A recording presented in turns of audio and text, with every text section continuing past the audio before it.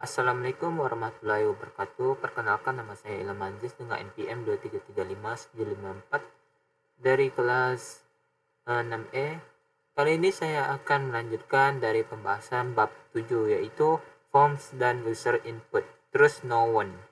Nah, untuk pencapaian pembelajaran kita kali ini, yaitu yang pertama kita akan membedakan mekanisme controlled dan uncontrolled components dalam menangani input data.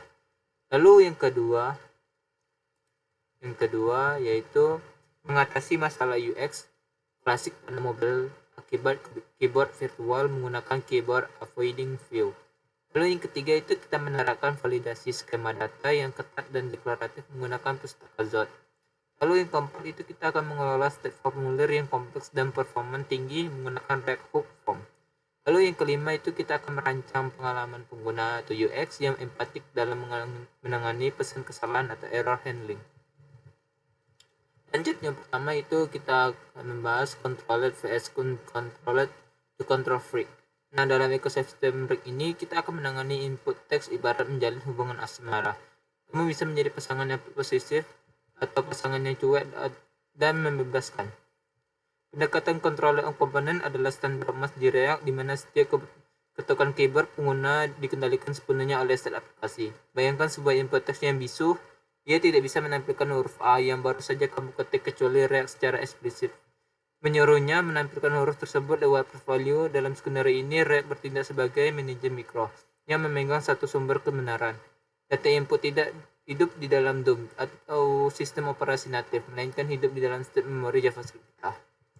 Nah, untuk mekanisme ini menciptakan siklus umpan balik yang sangat ketat dan terprediksi, yaitu pengguna mengetik, lalu event on change stack panggil, fungsi set state dijalankan, lalu komponen melakukan render dengan nilai baru, lalu input menampilkan nilai tersebut. Meskipun terdengar berputar-putar dan boros energi, untuk sekadar menampilkan satu huruf, pendekatan ini memberikan kendali absolut. Kamu bisa dengan mudah mengubah input menjadi huruf besar semua saat pengguna mengetik, atau memblokir karakter tertentu agar tidak pernah muncul di layar. Nah, validasi instan ini seperti mengecek apakah username sudah terpakai saat pengguna masih mengetik, atau menjadi sangat mudah dilakukan karena data selalu tersedia di setiap milidetik. Nah, di sisi lain kita memiliki pendekatan uncontrolled component yang lebih mirip dengan hubungan Wild West atau gaya cowboy. Di sini kita membiarkan sistem operasi natif menangani penyimpanan data input tersebut, dan kita hanya menengok nilainya saat benar-benar dibutuhkan. Nah, biasanya saat tombol submit ditekan, kita menggunakan ref atau use ref untuk membuat jembatan ke elemen input natif dan menarik nilainya secara manual. Nah, pendekatan ini jauh lebih hemat performa karena tidak memicu render. Setiap kali pengguna mengetik satu karakter, jika kamu memiliki formulir raksasa dengan 50 kolom isian, menggunakan uncontrolled komponen akan membuat aplikasi terasa jauh lebih ringan dan responsif karena UI thread tidak dibombardir dengan siklus render yang konstan. Nah, namun di dunia React Native ini, pendekatan uncontrolled seringkali dianggap sebagai warga kelas 2 dan kurang disarankan untuk mayoritas kasus penggunaan umum. Nah, alasannya itu adalah hilangnya sinkronisasi instan antara apa yang dilihat pengguna dan apa yang diketahui oleh logika aplikasi. Nah, jika kamu ingin menaktifkan tombol submit secara otomatis ketika panjang password kurang dari 8 karakter, kamu akan kesulitan melakukannya dengan uncontrolled component karena aplikasimu tidak sadar akan perubahan panjang karakter secara real-time. Nah, kamu harus menambahkan equivalence external manual yang pada akhirnya membuat kode menjadi lebih rumit daripada sekedar menggunakan step biasa. Nah, selain itu, fitur canggih seperti masking input hampir mustahil dilakukan dengan mulus tanpa kendali penuh dari controlled komponen. Nah, perdebatan antara keduanya seringkali bermuara pada kompromi atau performa dan fungsionalitas fitur. Untuk formulir login sederhana atau pencarian, kontrol komponen adalah pilihan yang paling aman, mudah didebak dan React banget. Nah, tetapi untuk formulir data entry yang sangat masif dan kompleks, atau jika kamu mengalami masalah performa saat mengetik di perangkat low-end, beralih ke uncontrolled adalah solusi cerdas. Kunci utamanya adalah memahami biaya dari setiap ketukan keyboard. Nah, jangan sampai aplikasimu melakukan kalkulasi berat rumus fisika nuklir hanya karena pengguna mengetik satu huruf di kolom nama panggilan. Nah, kesimpulannya yaitu mulailah selalu dengan controller komponen karena predictabilitasnya yang tinggi membuat pengembangan lebih cepat dan minim bug. Nah, anggap data input pengguna sebagai sesuatu yang liar dan berbahaya yang perlu dikurang dalam step agar bisa diawasi setiap saat. Nah, hanya beralih ke uncontrolled jika profil kinerja menunjukkan adanya masalah random yang serius. Nah, ingatlah mantra ini terus nomor. Jangan percaya pada input yang disimpan oleh sistem natif di luar jangkauanmu. Tarik data itu masuk validasi dan kendalikan sepenuhnya di wilayah kekuasaanmu sendiri. Lanjut yang kedua itu ada handling keyboard UX, the invisible enemy. Salah satu musuh terbesar dan sering terlupakan dalam pengamat aplikasi mobil adalah keyboard virtual. Nah, di layar desktop yang luas, keyboard fisik tidak pernah mengganggu tampilan layar, tetapi di mobile, keyboard virtual adalah monster yang memakan hampir 40% hingga 50% ruang layar saat muncul. Nah, masalah klasik yang sering terjadi adalah the hidden submit button. Pengguna asyik mengisi formulir di bagian bawah layar. Keyboard muncul dan tiba-tiba tombol daftar tertutup total oleh keyboard tersebut. Nah, pengguna yang bingung akan mencoba menutup keyboard, atau lebih parah, mereka mengira aplikasi macet dan akhirnya keluar. Ini adalah cacat UX fatal yang bisa membunuh konversi aplikasimu dalam sekejap. Nah, untuk mengatasi invasi ruang layar ini, React Native menyediakan perisai bawaan bernama Keyboard Avoiding View. Komponen ini bertugas secara otomatis menyesuaikan posisi konten di dalamnya, baik dengan dorongan ke atas atau mengubah tingginya, agar tidak tertutup oleh keyboard yang sedang naik. Konsepnya sederhana, yaitu ketika keyboard memberi sinyal saya mau muncul setinggi 300 pixel, komponen ini akan bereaksi, oke, saya akan geser konten ini naik ke 300 pixel juga. Nah, tanpa komponen ini, input teks yang berada di bagian bawah layar akan terkubur di bawah keyboard, menciptakan pengalaman mengetik buta yang sangat menyebalkan. Lalu, namun, implementasi keyboard avoiding view tidak semulus teori di atas kertas karena fragmentasi antara iOS dan Android. Property behavior adalah sumber kebingungan utama di iOS. Kita seringkali harus menggunakan behavior sama dengan fading. Sementara di Android kadang behavior sama dengan hide. Atau bahkan tidak perlu properti apapun karena Android memiliki manajemen Windows Soft Input Mode sendiri di level OS. Kamu akan sering mendapati situasi di mana layout terlihat sempurna di iPhone, tapi di Android kontennya malah terdorong tertinggi hingga keluar layar, atau sebaliknya. Melakukan pengujian di kedua platform secara fisik adalah salah satunya cara untuk memastikan keyboard tidak merusak tanaman UI yang sudah kamu desain dengan indah. Nah, tantangan berikutnya adalah interaksi antara keyboard dan komponen scroll view. Jika formulirmu panjang dan bisa digilir, kamu harus memastikan bahwa input yang sedang aktif selalu terlihat di layar. Untungnya, scroll view di React Native memiliki fitur cerdas yang bisa melakukan auto scroll ke input yang sedang diketik. Asalkan struktur komponenmu sebenar. Properti keyboard solve persistent juga sangat krusial. Pernahkah kamu mencoba menekan tombol submit tapi keyboard malah menutup dulu dan tombolnya tidak terpencet? Itu karena secara default tab di luar input akan menutup keyboard dan membatalkan aksi tab tersebut. Nah, mengatur properti ini ke handle atau always memastikan bahwa tab pengguna pada tombol tetap dieksekusi meskipun keyboard sedang terbuka.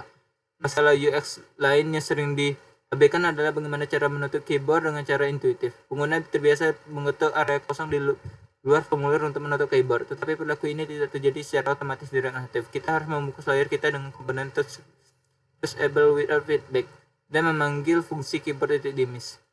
Pada proof on press, ini adalah detail kecil yang memberikan dampak besar pada perasaan atau sebuah aplikasi. Jika pengguna harus mencari tombol kecil dan atau return di keyboard hanya untuk melihat layar penuh kembali, itu menambah beban kognitif yang tidak perlu. Nah, menangani keyboard adalah seni mengelola ruang yang sangat terbatas dan dinamis. Kamu tidak hanya mendesain satu tampilan statis, tapi dua keadaan keyboard tertutup dan keadaan keyboard terbuka. Pastikan elemen krusial seperti tombol aksi utama tetap bisa diakses dalam kedua keadaan tersebut. Jangan biarkan keyboard menjadi tambah penghalang antara pengguna dan tujuan mereka. Keyboard haruslah menjadi alat bantu, bukan rintangan visual yang membuat pengguna frustasi. Lanjut, yang ketiga itu skema validation atau ZOT, the nightclub bouncer. Dahulu kala validasi formulir dilakukan dengan rangkaian if else yang panjang dan berbelit-belit, sering disebut dengan spaghetti validation. Kamu akan menemukan kode mengerikan seperti jika namamu kosong, return error A jika email tidak ada lalu return error B jika password kurang dari 8, return error C. Kode imperatif semacam ini sulit dibaca, sulit dipelihara, dan sangat rentan terhadap bug logika. Jika kamu lupa satu kondisi else, data sampah bisa lolos masuk ke database dan menyebabkan kekacauan. Di sini kita membutuhkan seorang penjaga keamanan profesional. Zod adalah bouncer klub malam paling ketat namun cerdas di ekosistem JavaScript saat ini. Zod memungkinkan kita melakukan validasi berbasis skema declaration. Melalui menulis logika pengecekan manual, kita mendefinisikan bentuk data yang kita inginkan di awal. Kita bisa menulis user skema sama dengan z.object, lalu dalam kurung name -2 z.string, buka kurung tutup kurung titik min, lalu buka kurung 3 tutup kurung koma email Titik 2 Z titik string buka kurung tutup kurung titik email buka kurung titik kurung. Nah, ini seperti menulis aturan masuk klub malam di bab penulis. Harus pakai sepatu, umur minimal 21 dan bawa kertas. Z akan membaca aturan ini dan secara otomatis menolak data apapun yang tidak memenuhi kriteria tersebut. Pendekatan deklaratif ini membuat kode validasi terbaca seperti bahasa manusia biasa, bukan bahasa mesin yang rumit.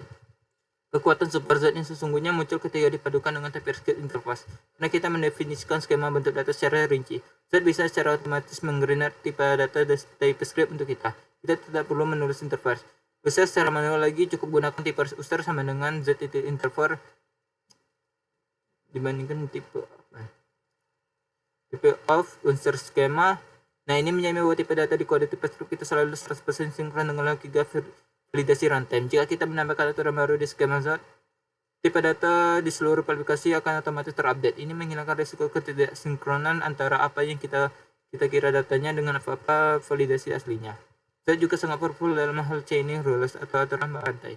Kamu bisa menyusun validasi yang sangat spesifik dengan metode yang elegan, seperti min8 max20 rex. Lanjut, jika kamu butuh pesan error custom dalam bahasa Indonesia Gaul, Z memudahkannya. Nah, flexibility ini mungkin kita memberikan umpan balik yang sangat presisi dengan pada pengguna. Alih-alih hanya mengatakan data salah, kita bisa mengatakan password hanya punya minimal satu huruf besar dan satu angka, membantu pengguna memperbaiki kesalahan mereka dengan cepat tanpa mendapat nilai.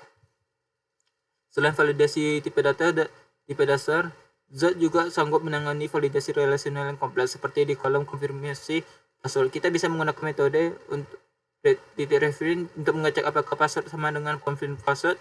Logika validasi lintas field semacam ini dulunya sangat merepotkan untuk ditulis secara manual, tetapi dengan Z itu menjadi bagian natural dari definisi skema. Z membuka semua parameter logika perbandingan tersebut dalam satu blok kode yang berisi dan terilustrasi, menjaga komponen UI kita tetap fokus pada tugas menampilkan visual, bukan menghitung logika benar atau salah.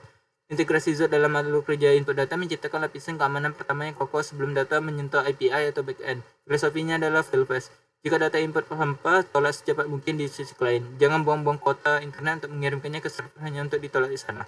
Dengan Z kita bisa tidur nyenyak mengetahui bahwa hanya data yang benar-benar bersih, steril, dan sesuai format yang diizinkan masuk ke dalam logika bisnis aplikasi kita. Ini adalah bentuk pertahanan terbaik melawan terus isu data-data input. Lalu yang keempat itu step management from the orchestra conductor. Mengolah state formulir dengan state biasa mungkin cukup untuk memformulir login dengan 2 kolom, tapi akan menjadi bencana performa untuk formulir pendaftaran yang panjang. Ingat konsep kontrol komponen di mana setiap kotak memicu render. Jika formulir memiliki 2 kolom dan semuanya berada dalam satu komponen induk, mengetik satu huruf di kolom alamat akan memaksa 19 kolom lainnya untuk ikut di render ulang, meskipun mereka tidak berubah. Ini menyebabkan apa yang disebut dengan render tracing, di mana HP pengguna menjadi panas dan ketikan keyboard terasa lag atau lambat muncul. Kita membutuhkan solusi manajemen state yang lebih cerdas dan terisolusi. Nah, solusi de facto industri saat ini adalah Rec Home Form. Pustaka ini bekerja dengan filosofi yang unik. Ia menggunakan pendekatan controller di balik layar untuk performa, tetapi memberikan API yang terasa seperti controller untuk kemudahan pengguna. Airhave bertindak sebagai konduktor orkestra yang memastikan bahwa ketika satu instrumen dimainkan, instrumen lain tidak perlu ikut beraksi. Dengan Airhave, mengetik di kolom nama hanya akan memicu perubahan pada komponen input nama itu sendiri, sementara sisa formulir tetap diam dan tenang. Isolasi render ini adalah kunci untuk mencapai performa 60 fps dalam formulir yang kompleks meskipun sekalipun. Dalam konteks native, Airhave menyediakan komponen pembuka khusus bernama controller karena komponen input di React Native tidak mengekspor ref HTML standar seperti di web. Controller bertugas menjembatani logika Airhave dengan komponen UI native. Pada penggunaannya melibatkan prop render yang memberikan fungsi on-check, on-blur, and value. Kita cukup menyambungkan fungsi-fungsi ini ke personally text input atau komponen custom kita meskipun sintaknya terlihat sedikit lebih panjang daripada register di web.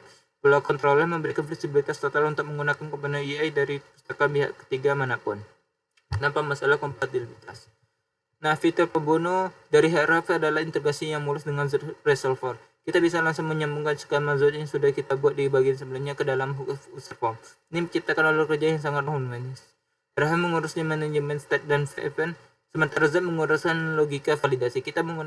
Pengguna menekan tombol submit, Airhave akan secara otomatis menjalankan validasi Z. Jika ada error, Airhave akan membatalkan pengiriman data dan memberikan objek error yang berisi pesan kesalahan spesifik untuk setiap kolom.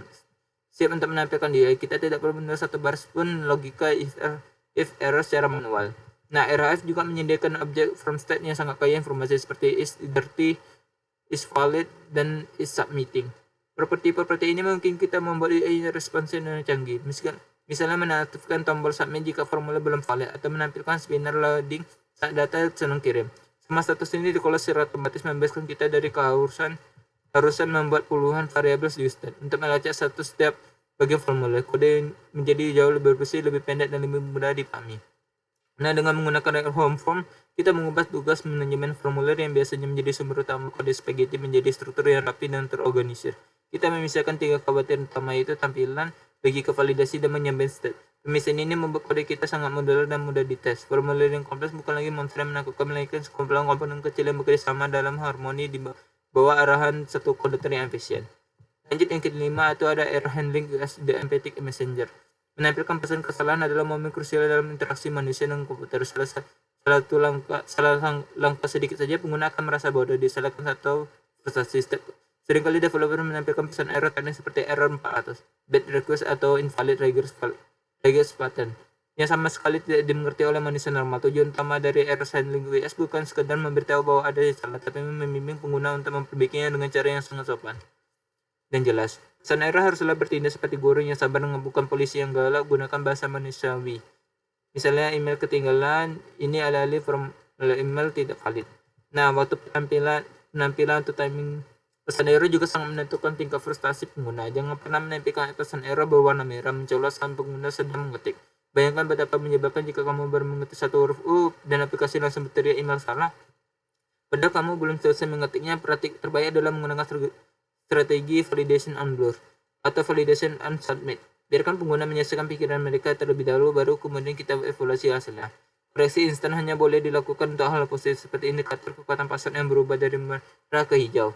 Nah, posisi penampilan pesan error juga harus kontekstual. Pesan error global yang muncul di bagian paling atas halaman seringkali tidak efektif karena pengguna harus mencari sendiri kolom mana yang salah. Nah, solusi terbaik adalah inline error, yaitu teks merah kecil yang muncul tepat di bawah kolom input yang bermasalah. Ini mengurangi beban kognitif pengguna karena masalah dan penjelasan solusinya berada di satu titik pandang yang sama. Nah, jika formulir sangat panjang, pastikan aplikasi melakukan auto scroll ke kolom error pertama saat tombol submit ditekan, sehingga pengguna tidak bingung kenapa tidak terjadi apa-apa.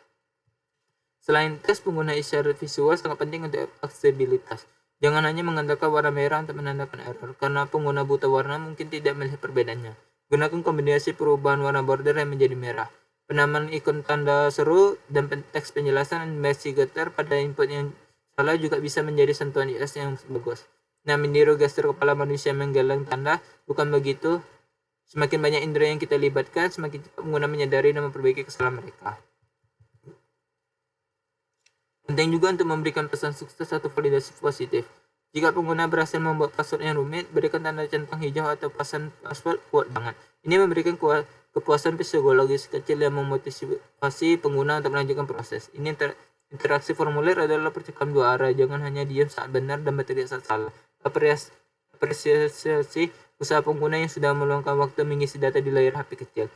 Terakhir, hindari jalan buntu dalam pesan error. Jika terjadi kesalahan jaringan atau server ada saat submit, jangan hanya bilang gagal. Berikan tombol coba lagi atau retrieve atau cara tindakan selanjutnya. Pesan koneksi putus, coba cek wifi kamu ya. Jauh lebih membantu daripada network error. Error handling yang baik adalah jaring pengaman yang menangkap pengguna saat mereka jatuh, membantu mereka berdiri kembali dan menuntun mereka ke garis finish. Ingat, error adalah kesempatan untuk menunjukkan bahwa aplikasimu peduli dan siap membantu, bukan sekadar mesin dingin yang kaku. Lanjut yang keenam, itu integrasi keselamatan atau the gatekeeper of truth. Nah, dalam bab 7 ini kita memegangkan prinsip trust to no one. Kita belajar bahwa input pengguna tidak boleh diterima begitu saja. Ia harus diperiksa, divalidasi, dan disaring agar tidak merusak sistem. Prinsip kehati-hatian dalam menerima data ini sangat selaras dengan ajaran Islam tentang menjaga kebenaran informasi. Yang pertama itu validasi input dan konsep tabayun atau klarifikasi. Kita menggunakan konsep atau logika validasi untuk memastikan data yang masuk apakah benar, aman, dan sesuai format. Kita menolak data sampah. Dalam Islam, sikap kritis terhadap informasi yang masuk disebut tabayun. Allah SWT memberikan kita untuk memvalidasi setiap berita sebelum mempercayainya. Hai orang-orang yang beriman, jika datang kepadamu orang fasik membawa sesuatu berita, maka periksalah dengan teliti agar kamu tidak menimpakannya suatu musibah kepada suatu kaum tanpa mengetahui keadaannya. Quran Surah Al-Hujurat ayat 6. Nah, validasi form adalah bentuk tabayun digital input. Sebagaimana kita mencegah SQL injection atau script berbahaya masuk ke database aplikasi. Seorang muslim harus mencegah fitnah dan hoax masuk ke dalam hati dan pikirannya. Filterlah informasi seketat dan filter email. Lanjut yang kedua, kontrol input dan malaikat pencatat. Nah, dalam komponen kontrol input, setiap ketukan tombol yang dilakukan pengguna langsung dicatat ke dalam stat. Tidak ada satu huruf pun yang terlewat. Sistem mengetahui segalanya secara real time. Nah, mekanisme ini menuntut kita pada pengawasan yang jauh lebih canggih, yaitu pencatatan amal oleh malaikat rakib dan atid. Tiada suatu ucapannya yang diucapkannya melainkan ada di dekatnya. Malaikat pengawas yang selalu hadir. Quran Surat Al-Kahf ayat 18. Nah, sebagai pengguna, saat kita mengisi formulir, baik itu status medsos, komentar, data pendaftaran, ingatlah bahwa database langit juga sedang melakukan input handling. Sebagai developer, kita bertanggung jawab membuat form yang digunakan untuk kebaikan, bukan memvalidasi input maksiat atau penipuan. Lanjut yang ketiga itu error handling dan update memberi nasihat. Saat pengguna salah mengisi form, aplikasi harus memberitahu kesalahan tersebut. Kita belajar bahwa pesan error yang baik itu harus dijelaskan namun sopan, membimbing pengguna untuk memperbaiki kesalahan, bukan menghina mereka. Ini adalah cerminan dari adab amar ma'ruf nahi munkar. Saat melihat saudara kita berbuat salah, teguran harus disampaikan dengan cara yang terbaik. Maka berbicaralah kamu berdua kepadanya dengan kata-kata yang lemah lembut. Mudah-mudahan ia ingat atau takut. Quran Surat At-Taha ayat 44. Bahkan kepada Fir'aun pun Musa diperintahkan bicara lembut. Maka pesan error di aplikasimu itu maaf, format email salah adalah bentuk nasihat digital. Jangan buat pesan error yang kasar itu input bodoh atau membingungkan. Tonton pengguna kembali ke jalan yang benar dengan kasih sayang. Oke, yang ke 7 ya. Itu rangkuman. Itu ada rangkuman esensial dari bab 7 itu form dan answer input terus on yang membahas strategi menangani input pengguna yang liar dan validasi data. Yang pertama itu controller versus uncontrolled. Nah, di dalamnya itu ada controller itu memegang kendali penuh setiap ketukan keyboard masuk ke state dulu, baru ditampilkan kelebihannya itu validasi real time mudah. Lalu selanjutnya ada uncontrolled. Data dibiarkan di native, diambil hanya saat submit pakai ref. Kelebihannya itu performa tinggi untuk formulir raksasa karena minim render. Lalu yang ketiga itu mantra atau snow on. Sebaiknya gunakan controller agar data selalu terpantau kecuali ada masalah performa berat. Nah, lalu yang kedua itu ada keyboard EX. Di dalamnya itu ada keyboard avoiding view. Itu komponen wajib yang otomatis mendorong layout ke atas atau memendekkan tampilan saat keyboard muncul. Lalu ada dismissal. Itu keyboard yang nanti tidak menutup otomatis jika area kosong diklik. Perlu disable without feedback plus keyboard dismiss. Lalu yang ketiga ada skema validation dengan Z. Di dalamnya itu ada deklaratif. Tulis aturan main di awal. Z bertindak sebagai bouncer yang menendang data sampah sebelum masuk sistem. Lalu ada tipe safety. Itu Z otomatis menghasilkan tipe data type script, menjamin sinkronasi antara validasi dan kode. Lalu yang keempat ada hook form. Itu di dalamnya ada isolasi render. Itu berbeda dengan step biasa, mengetik di satu kolom tidak akan merender ulang secara seluruh formulir. RHF bertindak sebagai konduktor yang hanya mengupdate bagian yang perlu. Lalu ada controller, komponen jembatan untuk menghubungkan RHF dengan input natif yang tidak punya standar HTML ref. Lalu yang kelima ada error handling. Jangan memarahi pengguna. Di dalamnya ada jangan ditampilkan error merah saat pengguna sedang mengetik. Tampilkan saat mereka selesai mengetik atau saat tekan tombol. Lalu ada kejelasan. Gunakan pesan yang membantu, bukan pesan robot. Oke, sekian dari pembahasan dari bab 7 kita kali ini. Kalau ada salah kata atau yang terlewat, mohon dimaafkan. Wassalamualaikum warahmatullahi wabarakatuh.